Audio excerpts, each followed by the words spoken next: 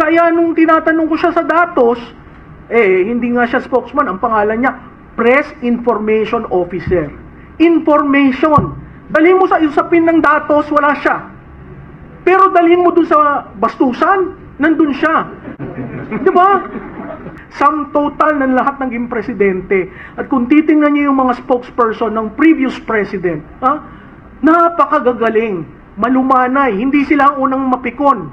O dun sa exchange namin, sabi ko nga, mahina ito maglagay ka ng trap, kinakagat. Di ba? Ilang beses ako nag-trap, kaya alam kong hindi marunong sa messaging, hindi marunong sa comms, kasi kagat siya ng kagat. Tapos ang depensa niya, sarili na niya. Di ba? Bakit sarili mo? Hindi ba yung principal mo dapat ang dinidepensahan mo? Kaya nagiging pikon, nagiging namumula, humahaba yung liig. Di ba? My name is Sarah from SMNI po. My question is for Professor Malutiquilla. Prof, matapos po ang mainit na palitan ninyo ni Yusek Claire Castro ng PCO nitong mga nakaraang araw, sa isang panayam tinawag niya po kayong isang propagandista at kinwestiyon din niya ang inyong kredibilidad. Ano po ang inyong masasabi sa ugali o paraan ng kanyang pagsagot bilang isang palace press officer sa mga sensitibong isyong may kinalaman sa Pangulo at sa kasalukuyang administrasyon? At sa tingin niyo po ba, may standard ba na dapat sundin ang mga government spokesperson pagdating sa pakikipag-engage sa kritiko o analyst? Ano ba yan? Magkokomenta naman ako kay BFF, no? Sinabi ko sa kanya, kumuha ka ng Comms 101. Sender, noise, receiver. Siya ang sender, siya rin ang noise. Kaya yung receiver, hindi maintindihan yung sinasabi niya. But levity aside, nagtrabaho ako nung panahon ni Presidente Cory, Presidente Ramos, sa OP. At doon ang mga panahon na katangi-tangi ang uri ng pagiging spokesman. Marunong humarap sa tao, malumanay, hindi siya ang storya, ang pananalita ay tama, ang tonality ay tama, hindi pampalengke. Pasensya ka na BFF kasi hindi ako ang propagandist. Ano ba ang propagandista? Ang propagandista, meron kang sinasabi in defense of someone. Ay, sino ang prinotektahan ko? Sinasabi niya, maka-Duterte ako. Ako hindi maka-Duterte. Naging Duterte na lang ako dahil sa pasasalamat ko dun sa 6 na taon niyang paninilbihan. Hindi ako tumulong nung eleksyon sa kanya. Nakay-binay ho ako. At kung hindi niya yun alam, ang dali naman mag-Google. Wag na Google. Ang dali mag-AI. I-type mo yung Malutiquilla kasi yung huli niyang banat sa akin. So, who is Malutiquilla? Sa tingin ko, yung exchange namin, pumasok na sa isip niya. Kumbaga may rent-free ako dito, na ang default, ako parati yung sinisisi.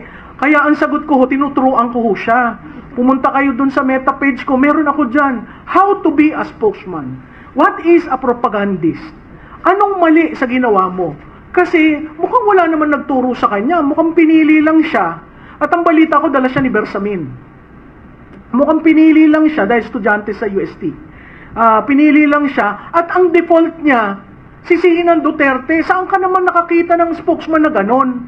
Diba? Si Duterte na nasa dahig, sisisihin mo. May narinig ka ba dito sa amin na nagpropaganda kami para kay Duterte? Ito'y partido niya. Pero simula na nagsimula tayo, walang nagbabanggit na ang mga Duterte magagaling. Walang ganon. Pero siya, ganon. Ang ina-address ko sa mainstream media, pag kayo nagtanong ng tanong, siguraduhin niyang sagutin niya. Kasi kasama kayo sa propaganda. Kung i-accept niyo, yung sagot niya. Perfect example, what do you think about incapacity? Sinagot ba niya? Hindi. Ang pivot niya ay ang mga Duterte, dapat tanungin yan. Yung mga, yung baha, nagsimula sa mga Duterte. Kaya nung tinatanong ko siya sa datos, hindi nga siya spokesman, ang pangalan niya, Press Information Officer. Information. Dalhin mo sa usapin ng datos, wala siya. Pero dalhin mo dun sa bastusan, nandun siya. Di ba? Ang tanong ko sa mga nasa Malacanang, hindi nyo ba ginagalang ang institusyon ng presidente? Hindi nyo ba ginagalang yan? Kasi hindi lang kayo mag-occupy dyan. Ipapasa nyo yan sa susunod na liderato. Anong ipapasa nyo kung yung institusyon sira dahil kay Claire Castro? Dadalhin ko sa kanya. Kasi nakakahiya. She is not communicating. She is the propagandist. Kasi paano, tinawag niya akong propagandista. Ang sabi ko, anong proof mo? Ako ba'y binabayaran ng mga Duterte? Hindi. Kliyente ko ba sila? Hindi. Kaya nga ang sinabi ko, ako'y Pilipino, mahal ko ang bansa ko, magkokomentaryo ako. Hanggat ikulong ako ni John Vic Remulla. Diba? Kasi inciting to sedition na, wala mo akong sinabi na ibagsak ang administrasyon. Ito, example ha. So, really, ang appeal ko kay Secretary Dave Gomez, si Dave Gomez is a man drilled on communication, on crisis communication. Pwede ba? Alsin nyo na siya. Kasi kung gusto nyo makabawi ang Pangulo sa tiwala, yung trust rating, trinak namin yan. Simula ba nung naging spokesperson siya, ano ang trust rating ng Presidente? Dumadaus-os. Partially because of her. Tapos yan ang magiging bridge mo sa various audience to explain a policy, a program, what is happening. Kaya yun yung mga beat reporter sa Malacanang, natutuwa ako dahil maanghang na magtanong. Ikaw, ito bang approach mo? Alam ni Presidente, kay Ivan Mayrina ng GMA7, saludo ako sa'yo, tinanong mo. Anong sinagot? At a-accept niyo yun as gospel truth?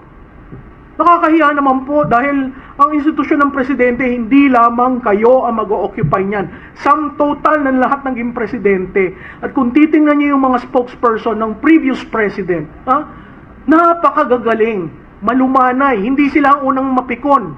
O dun sa exchange namin, sabi ko nga, mahina ito maglagay ka ng trap, kinakagat. Diba? Ilang beses ako nag-trap. Kaya alam kong hindi marunong sa messaging, hindi marunong sa comms, kasi kagat siya ng kagat. Tapos ang depensa niya, sarili na niya. Diba? Bakit sarili mo? Hindi ba yung principal mo dapat ang dinidepensahan mo? Kaya nagiging pikon, nagiging namumula, humahaba yung liig. Diba? Kaya nga ang sabi, the number one cardinal rule of a spokes, never be the center of the discussion at wag mapikon. Kasi you represent the institution. Ngayon, kung talagang palengkera ka, at yun ang gusto nila, palengkera, kawawa naman ho ang Malacanang. Ma'am, follow up po. At saka, insulto yan sa mga market vendors. Tama rin. Tama rin yun. Prof, follow up po. Kung ang tulad po ninyo ay kine-question po yung kredibilidad, paano na lang po ang ordinaryong mamamayang Pilipino when asking questions or raising issues and concerns? What kind of message is this sending to the public? The way siya mag-respond? Sa tingin ko, pumasok na yung kapangyarihan sa utak niya. Kasi, alam mo, ang unang nag-congratulate sa akin ay isang waiter ng isang restaurant ang pinuntahan ko the following day. Ang sabi lang sa akin, "Ma'am, congrats ha." Sabi ko, "Saan?" "Kasi ginanti mo kami." So yung ganon, it dawned upon me, marami palang galit sa kanya. Akala ko naiintindihan kasi, di ba, yung street, hindi nga street sabi ko gutter Pero natuwa ako dun sa waiter na yun, kinamayan ko siya, kasi sabi ko, hindi ko alam na ganon ang reaksyon ng taong bayan sa kanya. So, alam nyo, temporary lang yung pag-upo sa kapangyarihan, at babalik ako at babalik. Public office is a public trust. Yung public trust, BFF, public trust, hindi bardagulan. At sa mainstream media, mahiya naman kayo kung kakagat kayo dun sa propaganda niya. Maraming salamat po. Next question. Identify yourself and... Good morning, Prof. Good morning sa lahat. I'm Ondo Liedo, Mindanao correspondent in Mindanao. May isang interview sa isang party list representative na hindi dapat family matter ang pamumuno. Sa tingin mo, Prof, ang kailangan na ba sa anti-political dynasty na wakasan na ang political suffering? insufferable. Thanks po. Alam mo na, dati ang posisyon ko dyan sa political dynasty, the voters will, remove you if they do not support you, and if there is a time that comes na ayaw na talaga. That's about people's will. Pero nung nakita ko yung salin, hindi ko nasasabihin kung sinong politiko, nagulat ako, sabi ko, anong pagkahaba naman ng pamilya nito? At ilang generation? Sa tingin ko, ang kailangan nating reforma, hindi mo siya ipapagbawal, pero ililimit mo yung degree, at ililimit mo sa position na congressman, senador, at lalo na sa lokal. Imaginein mo sa isang probinsya, hindi ko na rin sasabihin ng probinsya, na nagkaroon ng bagyo, kaya walang tumulong Kasi ang sabi, buong pamilya nyo, from governor to vice governor, to mayor, to congressman, lahat ng distrito, isang pamilya. Walang tumulong sa kanila. Bakit? Kasi yung mga taga Maynilang gusto mag-donate, buong pamilya pala nasa politika. Dati ang pumapasok sa politika, magagaling, nag-aral, marunong magsalita, marunong makapagdebate. Tingnan nyo ngayon, wala nang debate sa House. At sa Senado, hindi mo maintindihan bakit ganun sila. Diba? So i-connect ko yun doon sa sinabi kanina na napakahalaga kung sino ang Speaker and Senate President. Ngayon di ba, may balita na naman na magpapalit daw ang Speaker. Pinilit nila si Speaker D na maging Speaker. All of a sudden, yung pangalan ni Ronnie Puno napapag-usapan. Sa Senado naman, naghihintay lamang daw ang oposisyon na matapos ang budget para hindi madiskaril at papaltan. So, ang akin, sa tingin ko, this is a catalyst for reform. Itong nangyayari sa atin, lalong-lalo na dun sa uri ng politiko na ihahalal. At kaya ako nananawagan dun sa, kung galit kayo, bakit hindi ho kayo tumakbo?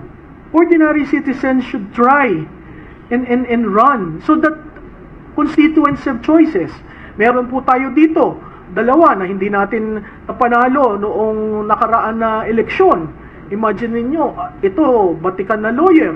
Ang contribution niyan sa diskurso, matindi. Si Dr. Mata po, ang huling doktor sa Senado ay si Flavier. Wala na ho. So kung pag-uusapan ng kalusugan, may problema, hindi walang timon. Ito naman si Secretary Bello, hindi ko alam kung urong sulong. Di ba? Tuwing mo nakikita, kasama ka. Titext ako sa kanya, sir, takbo na. Humalo, mahirap. Imagine the wealth of experience.